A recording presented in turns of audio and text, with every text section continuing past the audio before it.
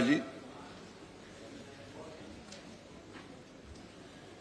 माननीय अध्यक्ष जी, महामहिम राज्यपाल के अभिभाषण पे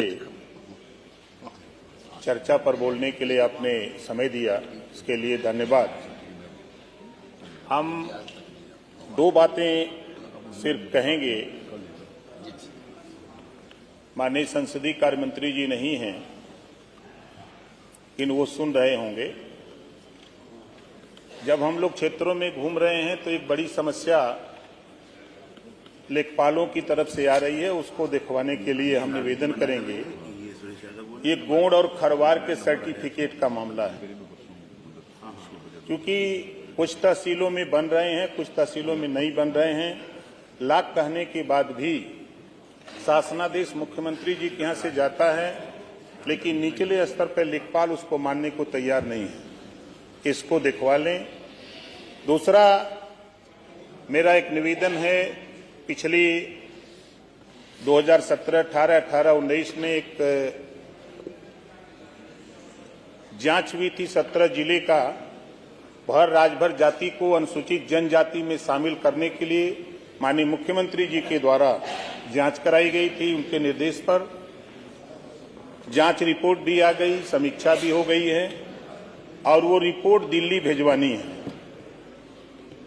और उस रिपोर्ट को हम, संसदीय कार्य मंत्री जी नहीं हैं, आपके माध्यम से कहना चाहूंगा कि नौजवान जब मिलता है तो एक ही बात कहता है कि नेताजी जो सर्वे हुआ, जांच हुई, सरकार आपकी सब कुछ कर रही है, रिपोर्ट दिल्ली क्यों नहीं गई।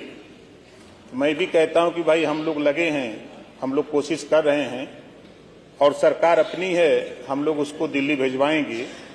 इसको भी दिखवा लें ताकि ये समाज से नौजवानों के प्रति बड़ा रोष है इस बात को लेकर के कि हम लोग तो चुन के आ जाते हैं, लेकिन जब उनकी बात करनी होती है तो हम लोग नहीं बोल पाते हैं। तो इस नाते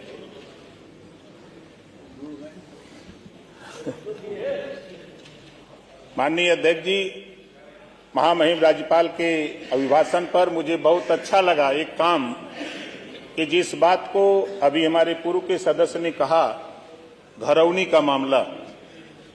आबादी की जमीनों में 1 या 2 नंबर होते थे, 400-500 परिवार के लोग, हजारों परिवार के लोग रहते हैं, लेकिन विवाद वहीं से शुरू होता है और थाने और न्यायालय तक चला जाता था।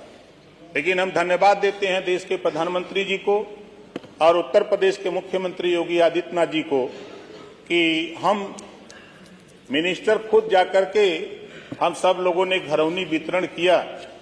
तब हम लोगों को भी पता लगा कि एक ही नंबर में 400, 500, 1000 परिवार रहता है या 2 नंबर में। अब जो परिवार जहां रह रहा है उसका सीमांकन करके उसके नाम से नंबरिंग करके उसके खाते में दर्ज हो रहा है। ये काम बहुत ही सराहनीय। इससे थाने पर भी गरीब नहीं जाएगा, ये न्यायालय में भी मुकदमे नहीं जाएंगे और गरीब को न्याय मिलेगा।